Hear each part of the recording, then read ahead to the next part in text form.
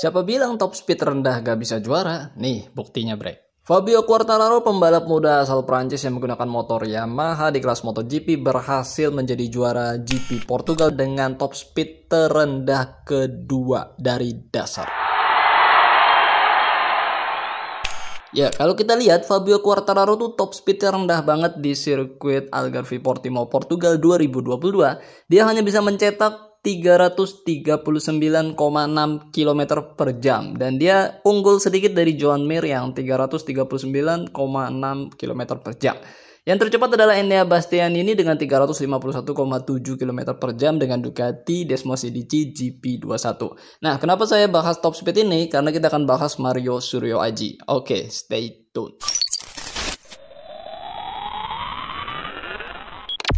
Bismillah, assalamualaikum warahmatullahi wabarakatuh. Kembali lagi di RYD31 Media. Oke bre, jadi pada video kali ini saya pengen ngebahas tentang data race pace Mario Suryo Aji di GP Portugal di sirkuit Algarve Portimao Portugal 2022. Oke, penasaran kan kenapa dia bisa start dari posisi 2 namun dia harus kedodoran sampai ke posisi 16 finishnya.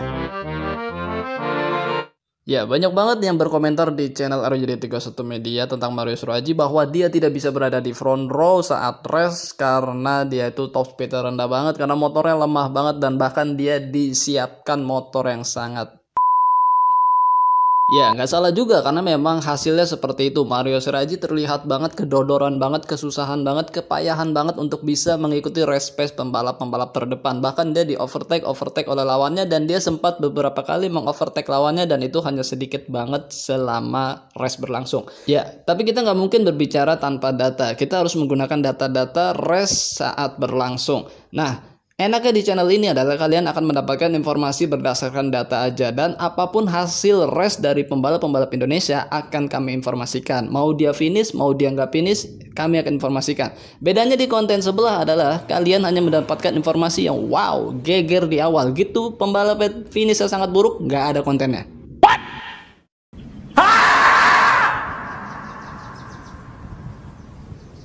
Ya, kita mulai dari berapa sih top speed yang bisa diraih Mario Suryo Aji ketika race berlangsung.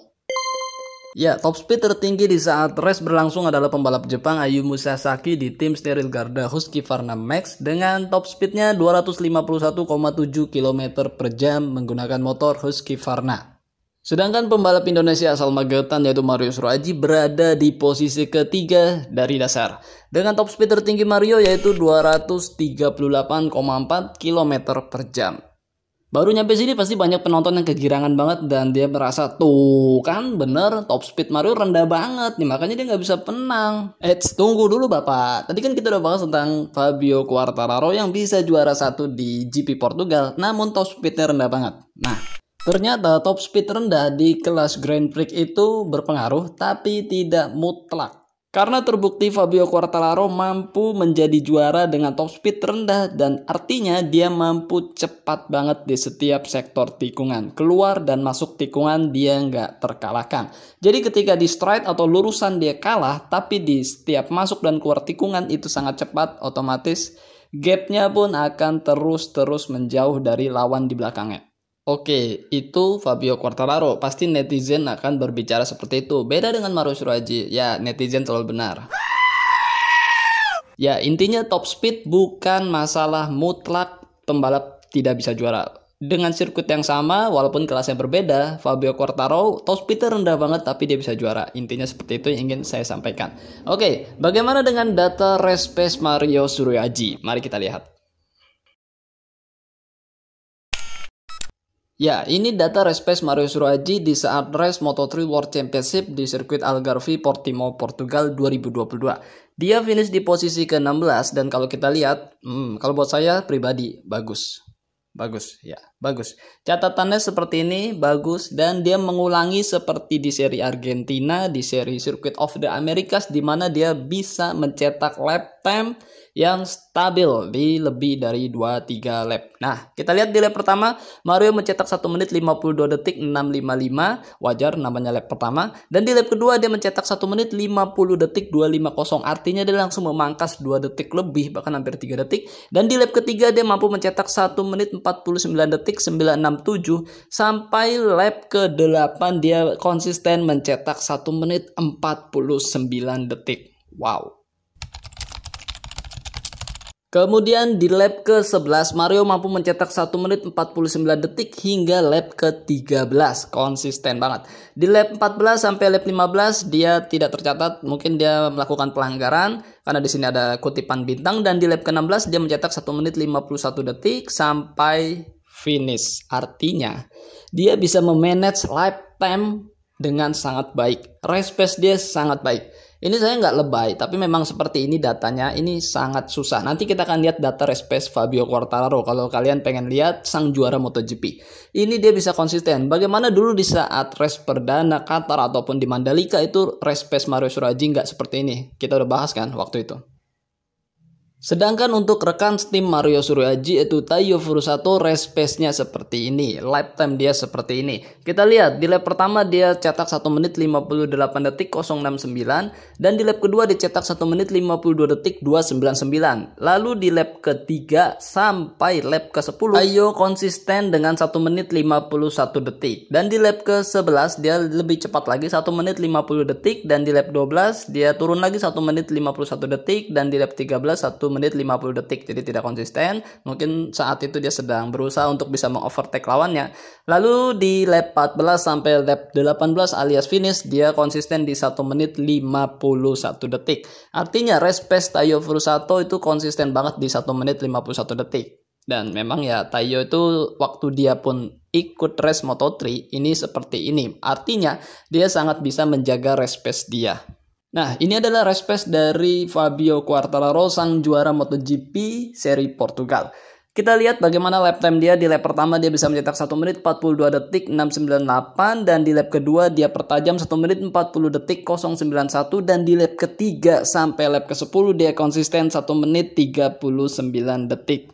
Dan di lap ke-11 sampai lap ke-20 Fabio lagi dan lagi konsisten dengan 1 menit 39 detik. Wow.